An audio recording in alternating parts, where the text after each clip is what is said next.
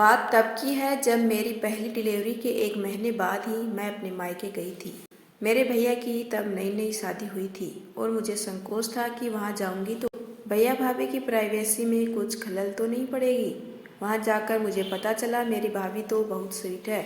जब भी मैं अपने बेबी को फीड कराती मुझे बहुत प्यास लगती। पानी की बोतल पास होती पर वो ख़त्म हो जाती।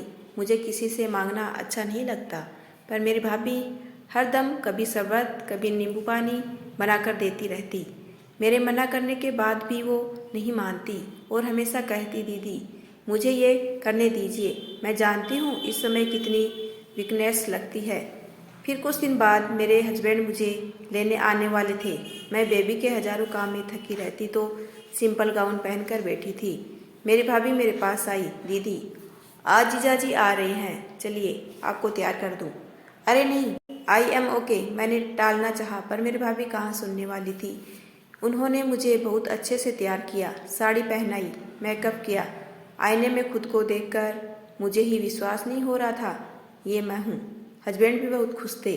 दरअसल पहले प्रेगनेंसी फिर डिलीवरी और घर में सास ससुर सबके होते जिम्मेदारी तले मैं सब कुछ भूल ही बैठी थी।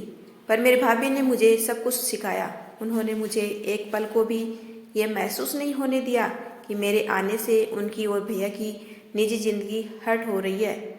जब मैंने उनसे ये कहा तो वो बोली, दीदी पहले ये घर आपका है, आपके भैया मेरे पति बाद में बने हैं, पहले आपके भाई थे और हमेशा रहेंगे। और ये मुझे उन्होंने ही कहा। मेरी बहन को ये घर कभी पराया नहीं लगना चाहिए। मैं भाव विहाल होकर भाभी से लिपट गई। वाकई में यही सीख मुझे मेरी माँ ने दी थी, जो मैं अपने ससुराल में अपनी 4 नंदों के साथ निभाती चली आ रही हूँ। वो सब मुझसे काफ़ी बड़ी हैं, पर उनसे मैंने बहुत कुछ सीखा है, खाना बनाने में, रिश्तों को निभाने में और अन्य बातें। हम सब सिर्फ रक्षाबंधन भाई दूज पर ही नहीं, हर फंक्शन में सगी बहनों की तरह रहते हैं। ताली कभी एक हाथ से नहीं बजती। इसी तरह हैप्पी रिलेशनशिप के लिए दोनों पक्षों को ही समझदार होना जरूरी है। मैं भाग्यशाली हूँ कि मुझे भाभी भी अच्छी मिली और नंदे भी। यदि आपको मेरा छोटा सा प्रयास अच्छा लगा हो तो चैनल को लाइक शेयर एंड सब्सक्राइब कीजिए। आपका अपना कीमती समय देने के लिए दिल से धन्यवाद।